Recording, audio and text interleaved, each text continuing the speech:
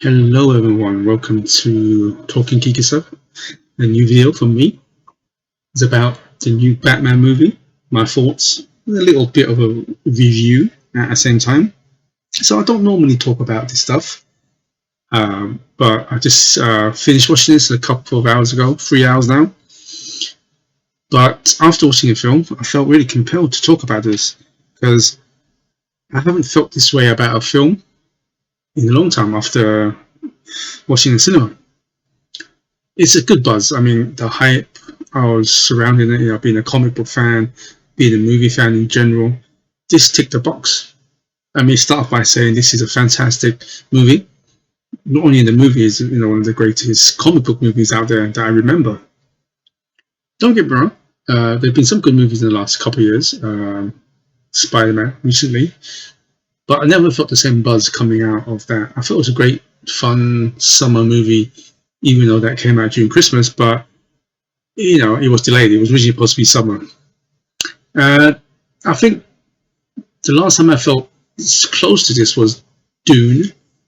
That was a great movie, one of my favorites of last year.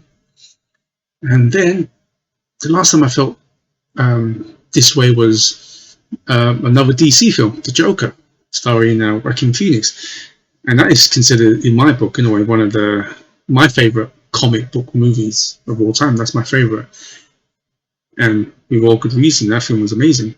But I felt the same buzz coming out from watching The Batman.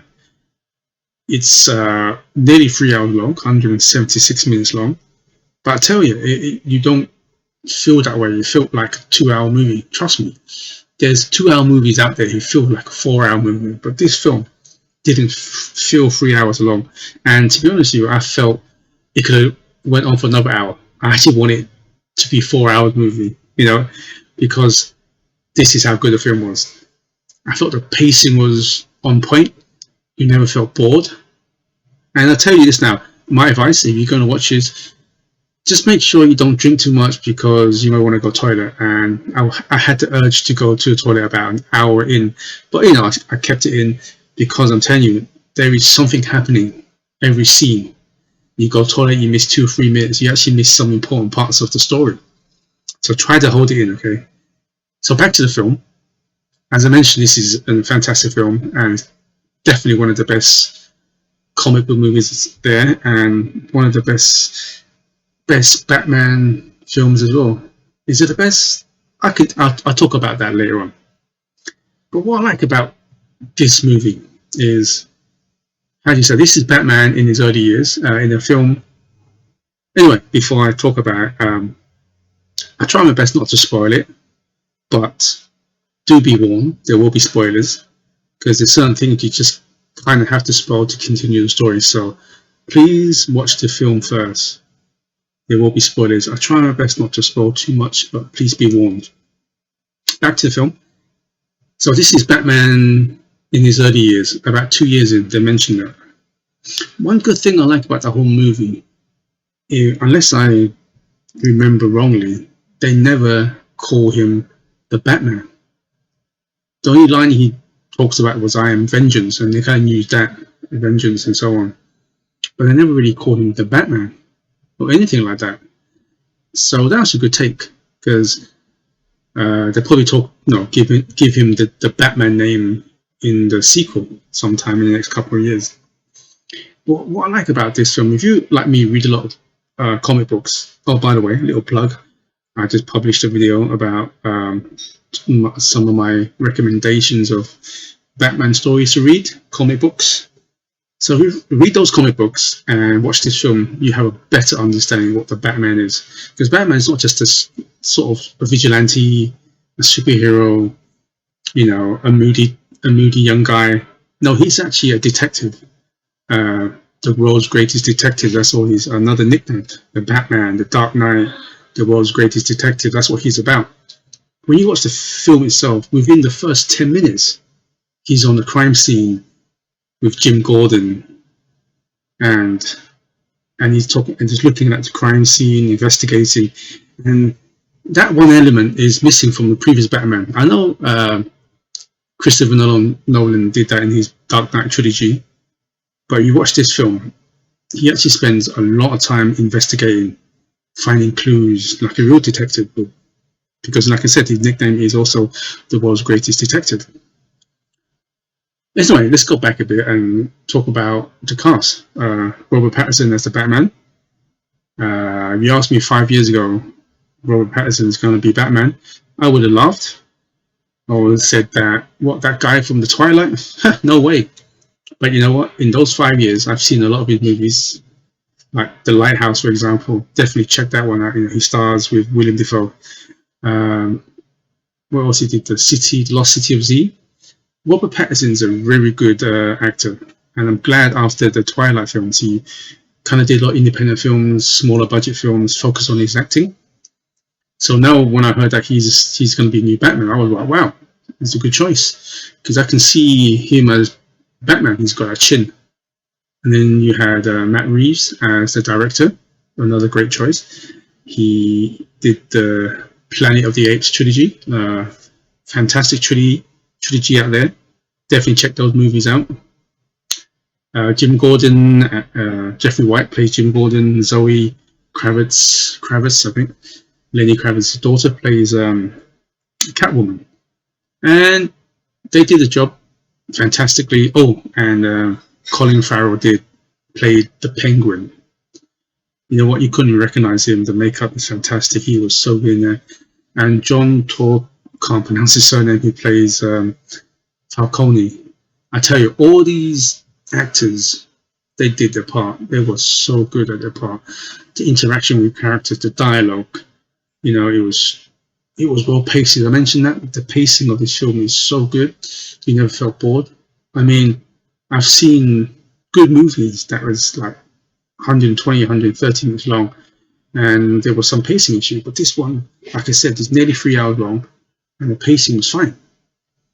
The action scenes are good. It wasn't overdone. It was just right. The music was fantastic. I love the new Batman theme. It reminded me of Jaws a little bit, you know, that slow build up to the movie, to the scene. And it really matches the kind of atmosphere and the setting of the city, his mood, and so on. And what I liked about this Batman, like I said, is young. It seems like he's like late 20s, maybe very, very early 30s. And he's, like the film said, he's only been in the business for 2 years. And you can see the inexperience. You know, lucky he's a billionaire. He could modify his suit, you know, bulletproof, and takes a lot of punishment, because I'm telling you, if he was a regular vigilante without no body armor, seriously, Batman would have been dead in the first 10 minutes of the film. And also, speaking about actors, I can't remember his name. Please mention his name in the comment. The guy who played the Riddler.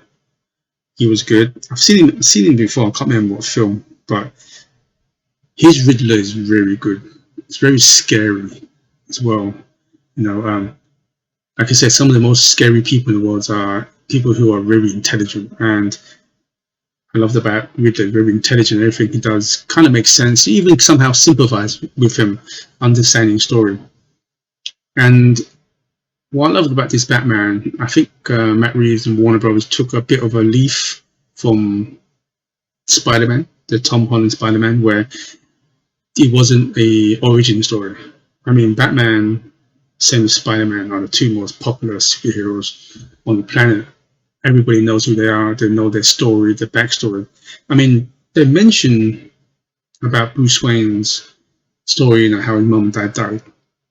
And I'm so glad they didn't do it, because one of my things I really don't like in movies is flashbacks and dream sequences. Those two things are really I'm not a big fan of those. So I'm glad that they didn't do a flashback sequence on how Bruce Wayne's parents got murdered. You mentioned it, you know, the scene where he goes to the crime scene, he sees the kid who just lost a father, and there's a 20-second moment. That scene alone tells you so much. No dialogue, just the way that Batman looks at the kid and the kid looks back. And if you're not just, you don't have to be a Batman fan who read the comics. You know, as long as you've seen a couple of movies, you can understand the sorrow in the Batman's eyes. And speaking about the Batman's eyes, like I mentioned, Robert Pattinson Such a good actor. He acts through his eyes. It's very well done. Also, one thing I like about Batman, this one, Bruce Wayne and the Batman voice is not too different. Batman, I would say in this one, his tone is a little bit more deeper, just only slightly. Not like that exaggerated deep tone that Christian Bale does during the Dark Knight trilogy. So I like that as well, that little touch. And mentioned that he's still inexperienced, so that's why he doesn't have too much gadgets. The car, I like the car. I think the car chase sequence is really good. All of that stuff, like I said, is amazing. And not just the action sequences as well, even the fight scenes I felt was well done. If there was one criticism in the previous Batman films was, just like in Michael Keaton's 89 Batman to the Dark Knight trilogy, was you can clearly see the suit was quite stiff on the character, and you can see the movement was restricted. This Batman, yeah, there were some scenes he looked a bit stiff, but the fight scene was just right. It wasn't too stiff, it was agile enough, and I felt like the way that the fight was, he felt like the punches felt more impact. It felt like you can get hurt. I mean, I felt it wasn't when I was watching it, things like that. So I like that scene. Also, there's a small little touches that I think Matt Reeves brings to the film. There's a bit when he's getting chased by all the police. He runs to the top of the building, and just from the camera angle looking down, you can see in Batman's eyes he's scared of the building, the heights, because we all associate Batman on top of buildings swinging like Spider-Man.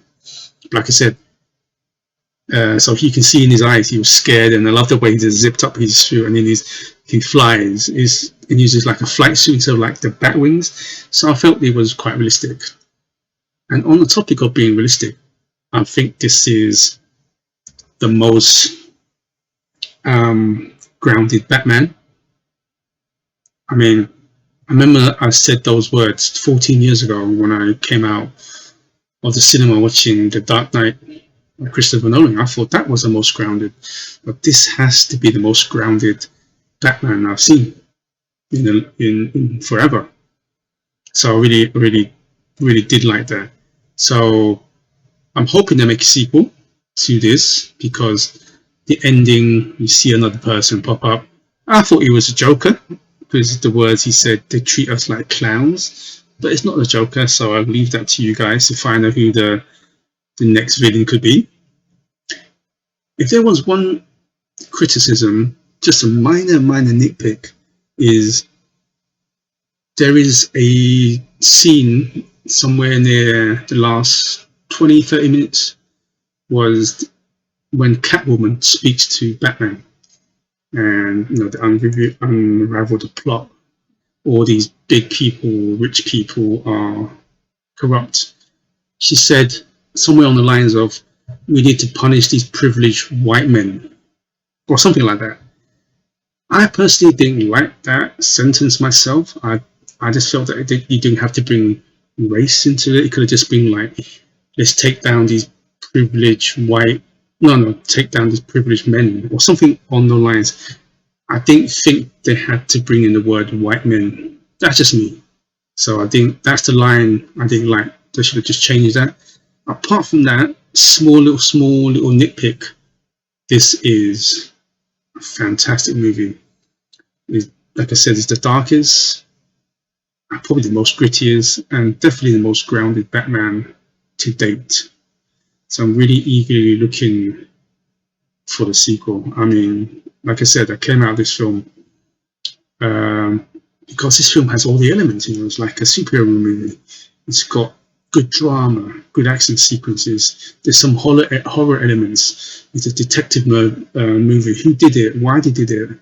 The plot slowly unravels itself, and it's fantastic. But the question is this the best Batman film? Question mark, isn't it? Is this the best Batman film? Anyway, here's my thoughts. So, one of my all-time comic book movies, Batman movies, is the Batman 1989, starring Michael Keaton as Batman and directed by Tim Burton. I watch that film about 3 or 4 times every year because it's one of my favorites. But I'm talking from a nostalgic point of view. If I'm talking from a kind of independent, non-nostalgic view, I think he has dated, because I actually watched this film a few months ago with my nephew, 13 years old. He didn't like it. He thought his age, he thought he was a bit stupid, singing and dancing, when the Joker, Jack Nicholson, he thought that was stupid.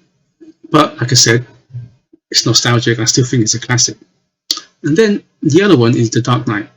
Christopher Nolan, Christian Bale, Batman, Heath Ledger as the Joker, one of the best performances. That is another great Batman movie, and that time I thought it was the best Batman film without looking at it through a nostalgic goggles. So where does this Batman, Matt Reeves, Robert Pattinson Batman stand? At this moment, I would say he's my favourite Batman. I know, yeah. Is it too early to say it? Maybe, because I'm going to watch it again. I'm probably speaking from a hype point of view at the moment. So if I watch it again and again, because those two films, I've watched them many times in the cinema. And if I watch the new Batman, say the second time, third time, and it still maintains that level of excitement, that level of keeps me glued to the screen, I can say, yeah, it is the best Batman film. But let's see how I will say. I'll probably make another video to talk about after my second, third watching of the new Batman, see if it stands up, or am I just talking because I'm still hyped about this movie. And then let's talk about Robert Pattinson as Batman. How good is he as a Batman? I think he's up there. At the moment, like I said, I think overall best Batman is Christian Bale, because he does a really good Batman and a really good Bruce Wayne. Robert Pattinson does a really good Batman. The only downside, I would say is a downside and a good side, is this movie that showed more Batman than Bruce Wayne, which is great, because you want to establish Batman first, I would say. I'm hoping the next movie to be a little bit more focused on Bruce Wayne, to really get to know his character, because in this one, like I said, is Batman's early years, and if you read the comics, you know that Batman in his early years is very moody, a moody young man. So at the end of the movie, he kind of lightens up a bit more, and hopefully the second film, when they do make it, there'll be a bit more focus on Bruce Wayne and his relationship with the city and the people around him and so on. Maybe we see him doing some boardroom meetings in his business, just to show a bit more humanity to it. So I can't say Robert Pattinson's the best overall Batman, because I only see Batman, not Bruce Wayne. But he's so far number 3 Batman to me. Bruce Wayne, not yet, it's too early to judge. But anyway, enough of that. Let me know what you guys think. Is this a good movie? Did you like it? Did you think it was one of the best Batman movies, comic book movies? What do you think? Where does Robert Pattinson rank in your favourite Batman? Anyway, please let me know. And thank you for watching, and please subscribe for more talking geeky stuff. Thank you. Good morning, good afternoon, and good evening, wherever you are, and please stay safe. Goodbye.